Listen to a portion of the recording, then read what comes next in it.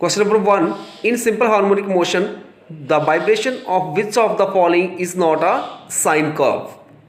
Simple harmonic motion के case में जो टाइम पीरियड होता है, in that case no sine curve is form because time period जो होता है वो कांस्टेंट होता है in case of simple harmonic motion. So here A is the correct option.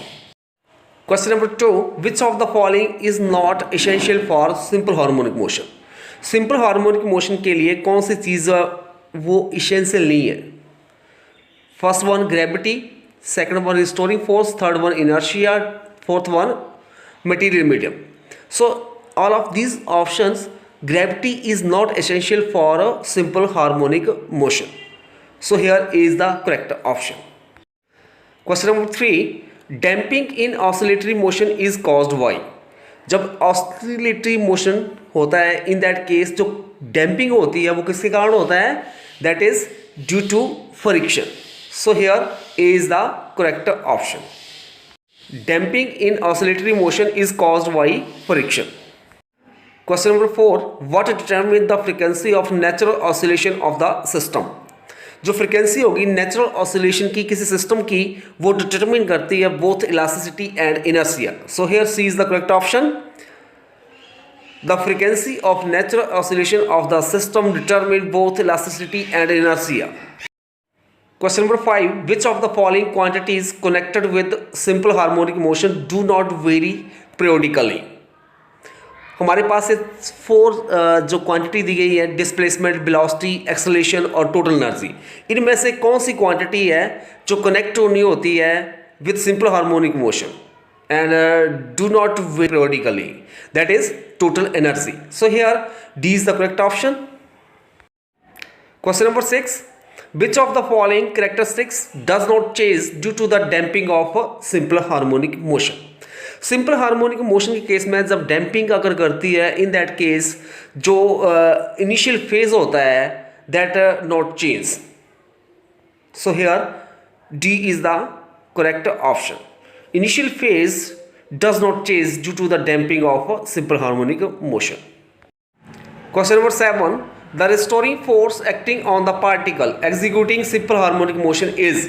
जो रिस्टोरिंग फोर्स एक्ट करेगी किसी पार्टिकल के ऊपर जब उसका जो मोशन होगा, सिंपल हार्मोनिक मोशन होगा, is directly proportional to the displacement. That is directly proportional to the displacement. So here A is the correct option. Restoring force acting on the particle executing simple harmonic motion is directly proportional to the displacement. Question number 8. In simple harmonic motion the particle is?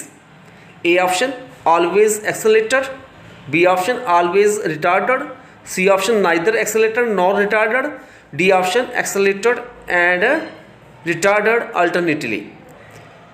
इस question में हमारे पास जो D option होगी वो correct option होगी, क्योंकि in case of simple harmonic motion particle जो है फर्स्ट ऑफ ऑल एक्सेलरेटेड करेगा, then retarded alternately.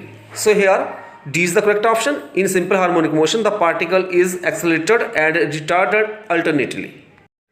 Question number 9. Which of the following is not the characteristics of a simple harmonic motion? कौन सी जो हमारे पास यहाँ पे 4 ऑप्शन है, इनमें से कौन सी ऑप्शन जो है वो that is not a characteristics of a simple harmonic motion? So here A option दी गई है periodic nature होता है, yes. B option displacement time graph is a sine curve, yes.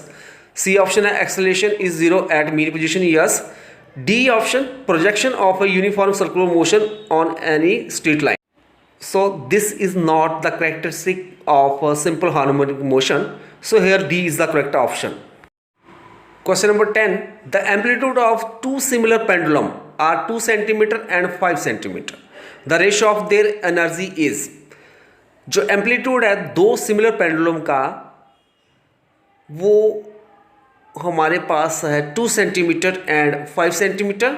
सो जो उनकी एनर्जी की रेशो होगी वो हमने फाइंड आउट करनी है. Total energy in simple harmonic motion is given by E is equal to half k A square. This is equal to 1/2 m omega square A square. So energy directly proportional to amplitude का square. So E1 over E2 is equal to A1 over A2 का square. This is equal to A1 is 2, A2 is 5. So 2 by 5 का square. This is equal to 4 by 25. So here C is the correct option.